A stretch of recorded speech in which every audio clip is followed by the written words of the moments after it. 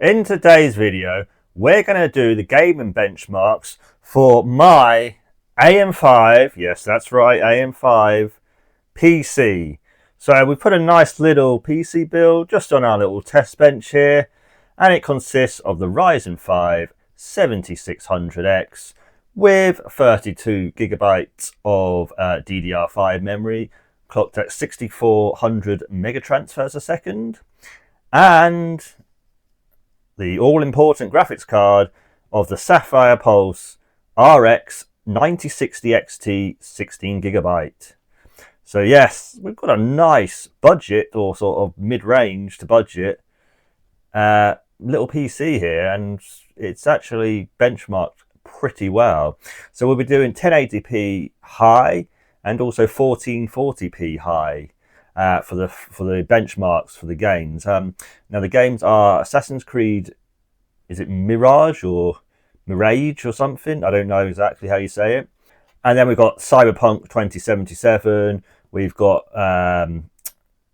Marvel Rivals, and we've also got Black Myth Wukong as well. So 4 games there. They're all sort of like, you know, your sort of benchmark type games, which are, you know, easy benchmark type ones, because, you know, obviously for time commitments and what have you, it's just easier to do the benchmark ones, to be honest. And also it's a set benchmark as well, so it gives you a better idea. I think sometimes when you do the games which are just sort of free roaming, the FPS can go all up and down depending on what area you're in and what have you. So sometimes doing a set benchmark can give you a bit better of a guide anyway. So yeah, I think really, without further ado, we just tell you the gaming performance of this, and then in the next video, and I do promise this time it will be, the next video will be, well, hopefully no, it will be the NZXT H3 Flow. So that'll be good to get this into a case, into a proper case, micro ATX case that is, and we'll have a couple of we'll have about three ARGB fans as well we'll have with that build, and it'll look kind of nice. I think it'll be all right. It'll look quite all right in my opinion. So I've just got all the benchmarks results to the side here, so if I keep looking over to that side, it is what it is. But I'll put the footage over as well from the actual gameplay that I got, or the actual screen capture that I got and what have you. So Assassin's Creed Mirage, I'm going to go with Mirage. It's 1080p high, an average of 154, a minimum of 51, and a maximum of 214. Actually, I've thought what we'll do is we'll do the 1080p high results first, and then we'll go for the 1440p after. So then it was Marvel Rivals, 1080p high as well, average of 98, a minimum of 65, and a maximum of 164. Cyberpunk 2077 was an average of 151, 122 was the minimum, and 186 was the maximum. And Black Myth Wukong for 1080p high was an average of 141, a minimum of 26, and a maximum of 172. And then we'll move on to the 1440p high results. So Assassin's Creed Mirage was an average of 113, a minimum of 42, and a maximum of 165. Marvel Rivals was an average of 70, with a minimum of 49 and a maximum of 100. Cyberpunk 2077 was an average of 116, a minimum of 97, and a maximum of 140. And finally, Black Myth Wukong 1440p high, an average of 126, a minimum of 63, and a maximum of 152. So yes, our little PC here has done a pretty damn good job. I mean, let's just sort of analyze those numbers, should we say, because I kind of went through them a little bit quick, didn't I? So let's have a little bit of a drawback and let's actually see what we did. So I think 1440p high is where we'll look at really, because I still think this sort of PC, you kind of want to aim towards 1440p anyway. And if we look at all our results there, I mean, we did use a little bit of FSR as well. I think FSR 4 was used on Cyberpunk 2077 and Black Myth Wukong as well, or at least FSR was anyway. I don't know whether it was FSR 4 for Black Myth Wukong, but it certainly was FSR 4 for Cyberpunk 2077. But yeah, all averages there are over 60, with obviously Marvel Rivals being the lowest at 70 even, and then obviously the 1080p results are even higher than that. So really, yeah, this system is actually a 1440p high system. Believe it or not, I mean, this system probably cost in the region of around £800, I would say. So, you know, for only £800, you can get yourself a hell of a PC nowadays. I mean, this is actually really good performance, I think.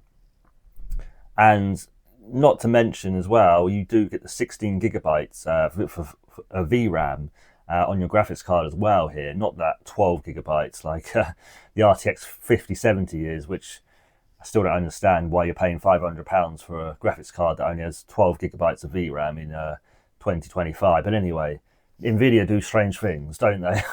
But yeah, AMD have obviously saved us here with the 9060 XT. That's only about £320 at the moment, and actually this is a really, really good performer of a graphics card. I think for 95% of people, the RX 9060 XT 16 gigabyte is all you're going to need. You don't need to go any higher than that, guys. I really don't think you need to go higher. I mean, let me know what you guys think. Personally, you know, that is more than enough for me anyway. You know, you're gonna game for the next 2, 3, possibly even 4 years with this graphics card quite comfortably,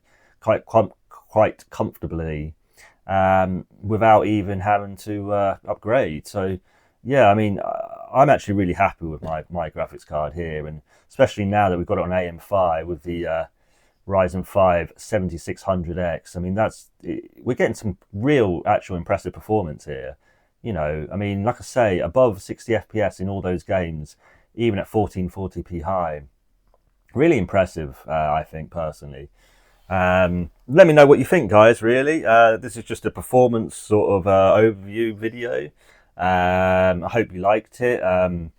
Got the wireless mic as well, and I try to set up everything. You know, hopefully you are liking the videos and the style that we're kind of going in. I am trying to make them a little bit more professional now, in terms of, you know, well, at least trying to present it a little bit more professional anyway. I don't know whether I am more professional, but anyway, you know, I'm trying my best and trying to get you some good hardware now, so you can actually see some decent hardware on this channel.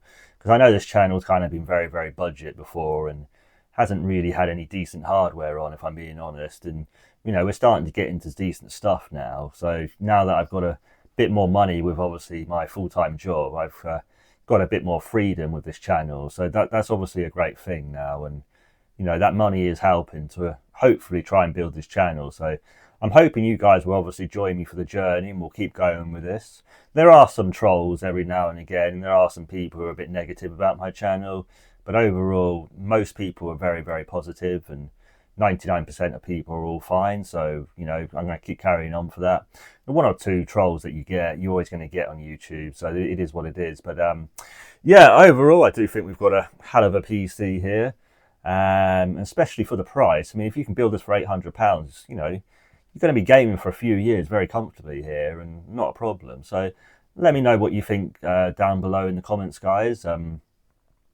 You know, would you build this sort of PC up? Is this sort of what you're looking for in 2025 from your gaming PC? I certainly think as a kind of base gaming PC of, you know, this is quite a good performer in terms of how balanced it is as well. I mean, I do think the processor really balanced as well with the graphics card very well. The processor was a little bit hot. Sometimes it did even get into like 95C, which I was a bit like, ooh, okay, that's a bit high.